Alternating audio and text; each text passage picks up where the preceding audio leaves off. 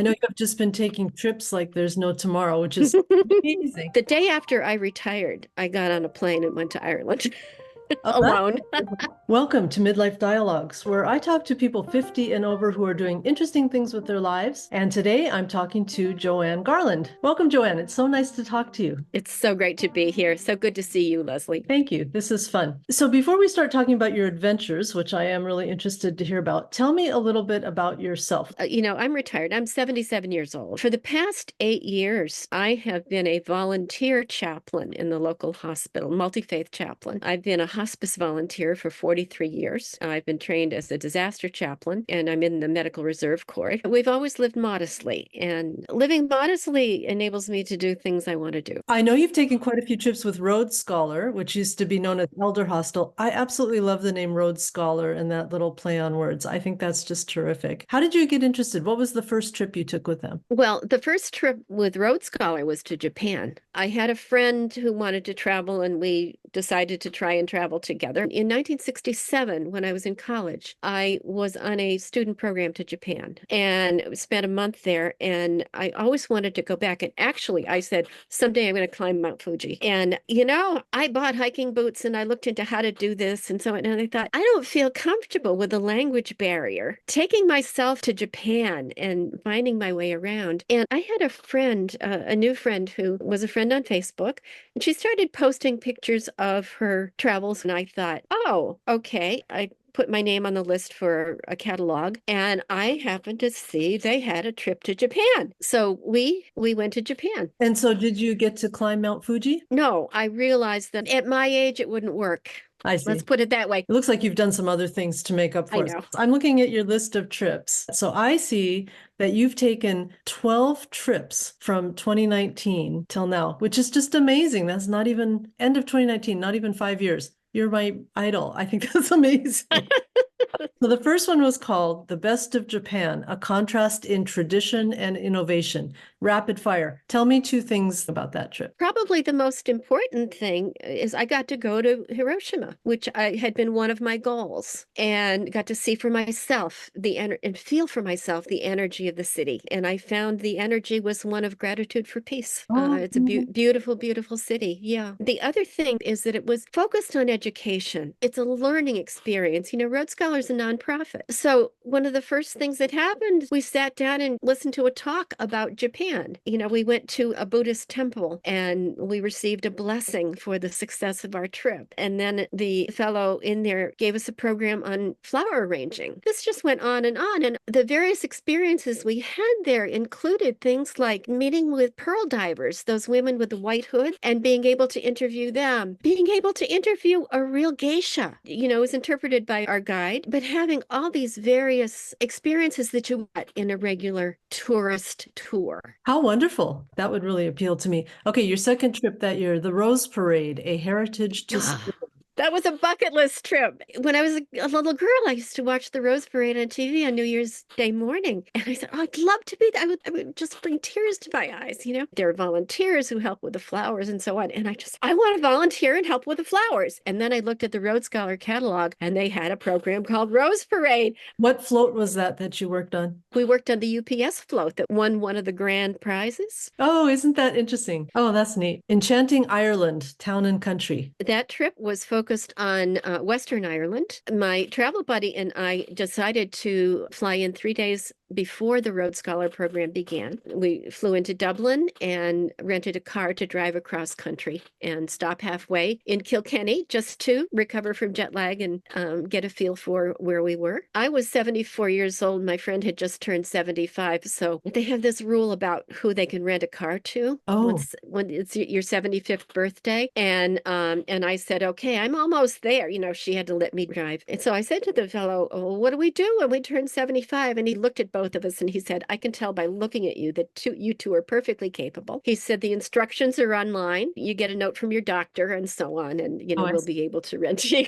So the Rhodes Scholar tour, it wasn't just touristy things. I mean, we had farm visits. We were out on the Dingle Peninsula and stopped at this farm where they had baby lambs and we could cuddle baby lambs. I mean, when do you get to cuddle baby lambs? And, we went to a dairy farm and the farmer told us all about the issues involved involved in farming and passing the farm along to the next generation and so on. We traveled up on what's called the Burren, which is a high ground that's rocky. It's all rocky, flat rocks. And I had never heard of the Burren before. And this was a local man who told us all about it, how it's been around. It's been used for thousands of years. The rocks hold the heat. Wild, cows graze up there on the little that they can find. And, this was just so fascinating. And he talked about what plants grow there and so on. But he also told us about the Irish culture having been around for thousands of years. That sounds Yeah. like such a neat thing to be able to hear that Mhm. kind of stuff on a trip and not just see the tourist places. Exactly. It was just wonderful. Okay, then that same year you did the best of New Mexico, Santa Fe, Taos, and Albuquerque. Now, after the Rose Parade, of course, COVID hit.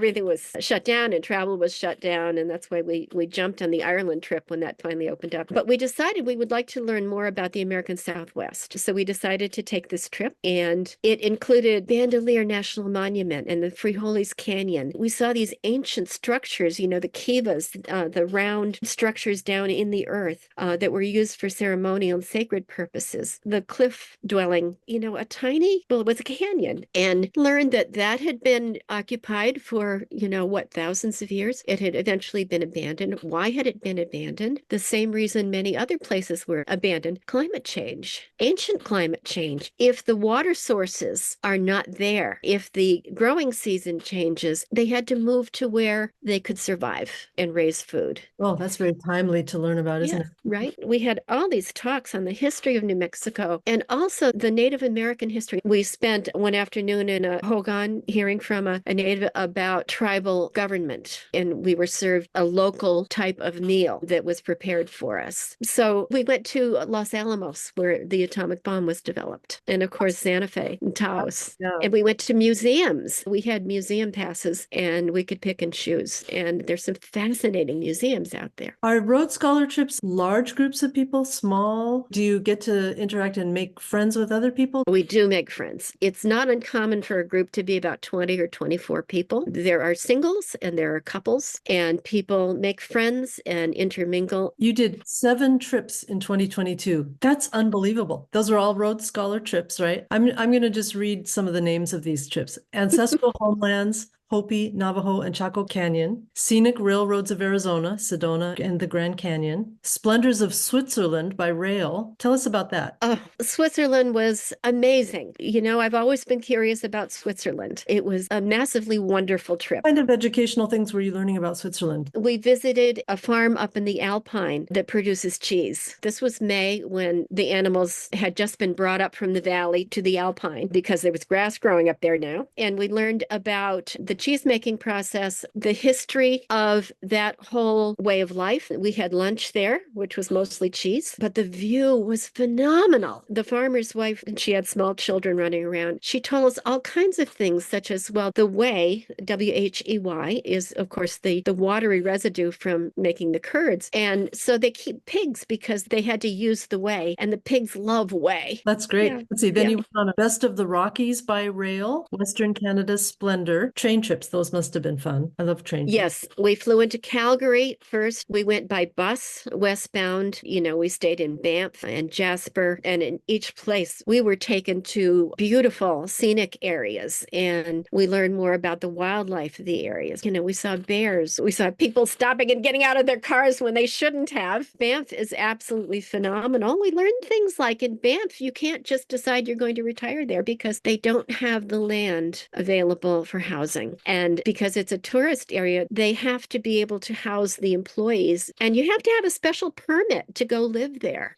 And then we got on the Rocky Mountaineer, and that was 2 days, 2 10-hour days. And after the first day, we stopped and stayed overnight in Kamloops, but we were in these observation cars. We were treated like royalty. It was like being on a jet plane. We would go downstairs to have our meals, linen tablecloths, and everything was high class and lovely. And they just would bend over backwards to treat us nicely. But the mountains were phenomenal. Even before we got on the train, by the way, we got to walk on a glacier. Okay, Yeah. then you went on one called Signature City San Francisco. So that sounds fun. I like that kind of travel too, where you learn about a history and culture of a place. And San Francisco sure has a lot of history. Absolutely. The San Francisco program was starting the very same day that the Rocky Mountaineer program Oh. had ended. So we got on a plane and flew to San Francisco. And that's called back-to-back Road Scholar trips. And we did 2 sets of back-to-back that year. That's how we got 7 trips in. Yes, we were in San Francisco for almost a week, but we got to see places that, we might not have gone to otherwise. We had talks on the earthquake, the 1906, was it, earthquake? And we learned about the changes that have been made in the city since then, such as putting the street names on the curb in cement rather than only on the buildings or on signs. Because at the time of the earthquake, everything was shaken down and people didn't know where they were. They didn't know what street it was. That's interesting. I Yeah. lived in San Francisco and I never knew that. I got to walk on the Golden Gate Bridge. That's the one thing I wanted to do when I was there. We didn't get all the way across, but I got to be up there, way up there with our group leader. She said, "Who wants to go?" I said, "I want to go."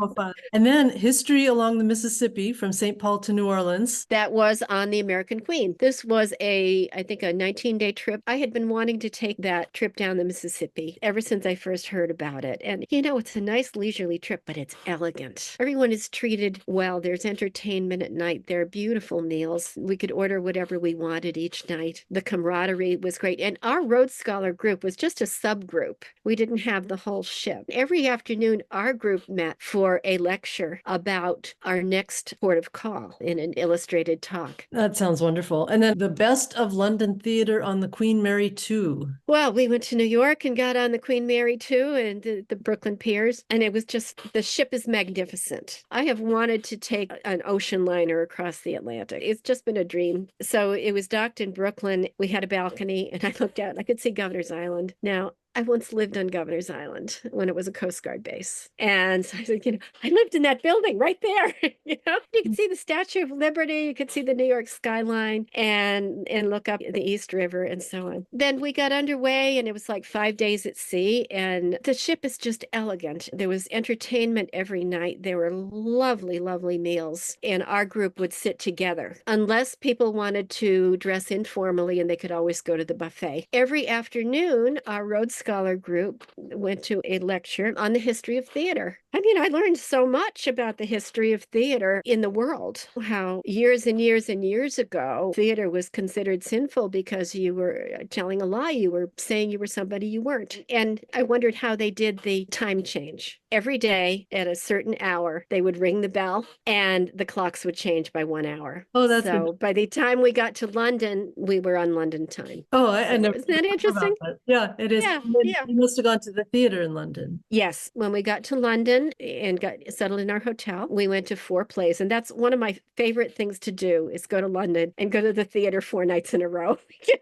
We got to go to the theater. We got to go to museums. We had free time. And then your most recent trip, Victoria and Vancouver, glorious West Coast gardens. Did you have a favorite garden, favorite experience? Yeah, with the Butchart Gardens. It's an old quarry. It is magnificent. But that was just one stop on our trip. We got to visit all kinds of, not just gardens, but let's say estates, where the gardens were being maintained by gardeners, horticultural training schools. There was one where graduate students were doing research on certain plant processes, and we got to visit homes where people had their own gardens. And we went to Chinese gardens and Japanese gardens and water gardens, and it was just amazing. We took a ferry out to Vancouver Island, and so we got to learn about that area as well as Vancouver. It was just educational, phenomenal, and beautiful flowers as well. But it wasn't just the flowers, it was all that we learned about how these gardens are maintained. That's what I like too on a trip, is learning about a place. So that's probably why it sounds so interesting to me. What's coming up? Do you have other trips booked on your calendar? Yes, we do. Late summer, we are going to the Dakotas. I'm curious about that part of the country. The catalog comes and it's like getting the Christmas wish book, We make check marks and we have scheduled Bermuda for next year. There's some things we still need to do. Do you always travel with your same travel friend? Since we've been doing Rhodes Scholar, yes. Isn't that nice to found someone that you travel well with? Yes. Well,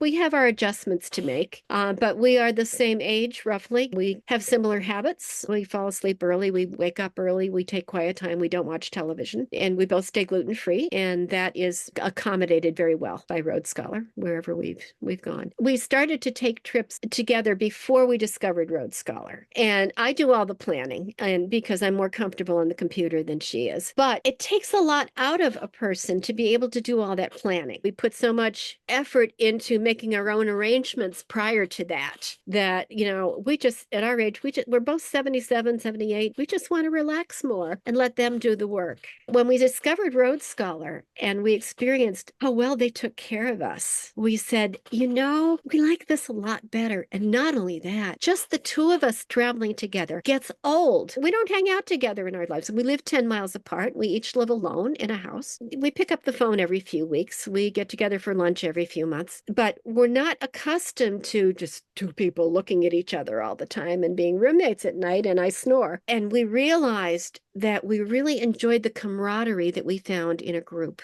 It's good people, really good, interesting people that we meet. I was going to ask you what you think of Road Scholar overall, but you sort of answered it. Who would you recommend those kind of trips for? I would recommend it for anyone who wants to keep learning and doesn't want to just do the tourist trap thing, and who wants to meet other interesting people. And they're all interesting people. And there are couples, there are singles. You could be sitting at a table with an accountant, a dermatologist, a veterinarian, and they're all over 50. They will all be interesting people and intelligent people who are interested in one another. It just makes for a very pleasurable experience. And what about cost compared to doing it on your own? It depends on how extravagant you want to be when you're on your own. Travel Buddy and I tend to be frugal. One thing, we have taken some commercial cruises, and they always hit you up for a big gratuity at the end, and they happily charge your credit card a couple $100s. Road Scholar takes care of the gratuities.